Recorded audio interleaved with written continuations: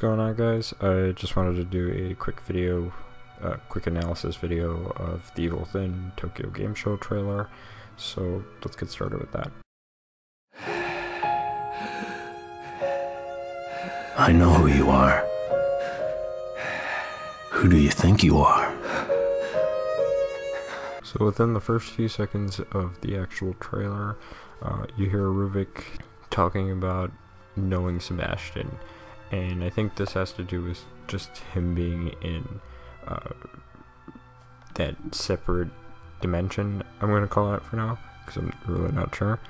But yeah, him being in that separate dimension allows Ruvik to get inside Sebastian's head and know everything about Sebastian.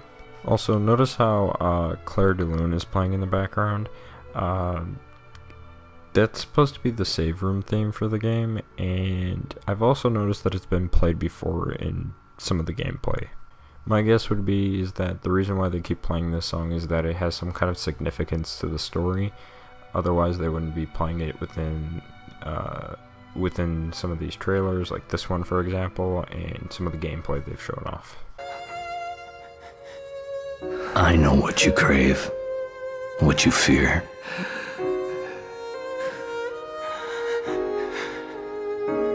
Will you be able to live with yourself knowing what I'm going to make you do?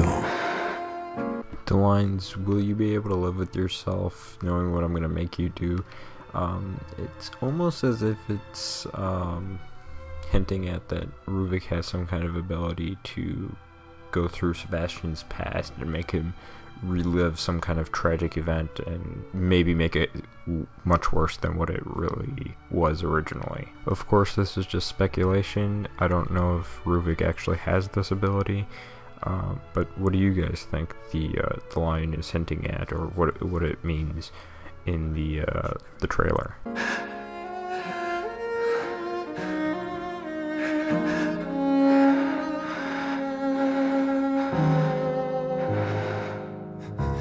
Now, this next scene here may or may not be hinting at the fact that Sebastian is a parent that has had a child who may have passed away, or some kind of tragic event occurred that Sebastian is constantly reliving, and maybe that's what Ruvik is getting at with the whole "will you be able to live with yourself knowing what I'm going to make you do?" Too bad they dragged you into this. But either way, you're mine, to do with as I please. Now, I'm not really sure what this means. Really, the only thing that I can make out of it was that that Ruvik is saying, well, too bad that the police department that you work for dragged you into this situation, and now that you're here, I can pretty much do whatever the hell I want to you. But there could be more to that, or I could just be overlooking it. But again, what do you guys think? Maybe you guys hear something or see something that I'm missing.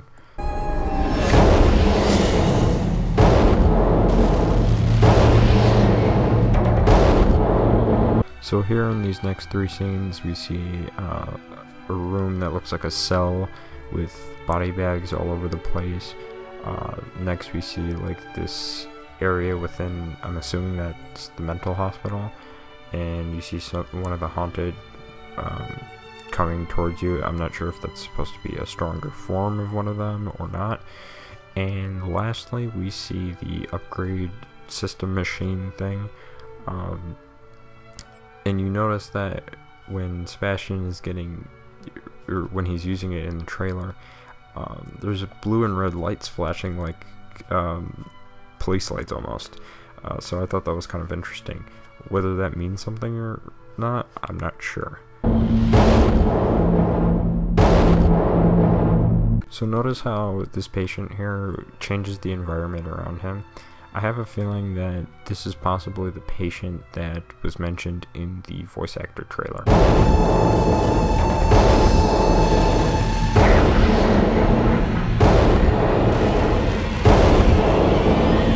Now here we're seeing Kidman again trapped in this glass box.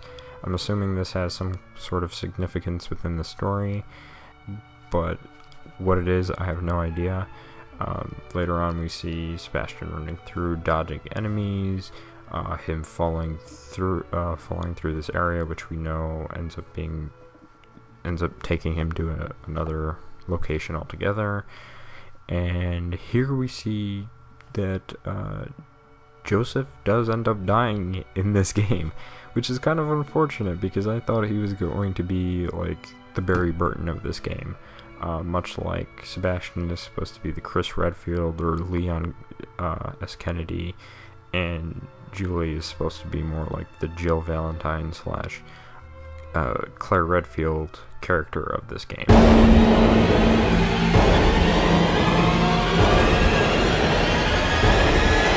Here we see that there's a few new monster types. Of course, if you were just watching it normally, these 3 monster types end up passing by too fast for you to take a look at, unless if you paused on each individual monster and actually went back and watched this trailer more than once.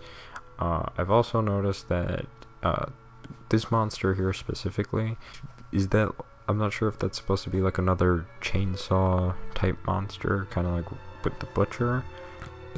Maybe this one's like a lot more faster or something. I don't know, because I can't see a chainsaw. It looks like he's dragging something, and I'm assuming it's a chainsaw, but again, I don't know. And here we see another new monster, one that looks like Sadler from the end of Resident Evil 4. Except for the only difference here is that it's like this bluish gray color with a red eye instead. Anyways, it's still an interesting reference to be throwing in there nonetheless. And here they showed off this new monster for like a second, kind of like what they did with that Resident Evil zombie reference that they did in one of the previous trailers. So what this monster could be, I really don't know. Maybe it's just a haunted, or maybe this is like a Crimson Head type zombie haunted enemy sort of thing. I don't know. I created this world. You cannot keep me here. So here, Ruvik is basically telling Sebastian that no one's gonna stop him from leaving the world that he created. Now, what's his intention? What are his intentions exactly as to why he wants to leave this world? I have no idea, and that's something that's probably going to be discovered throughout playing the actual game. But that's all I really have to talk about for today. Hope you guys enjoyed, and I will see you all in the next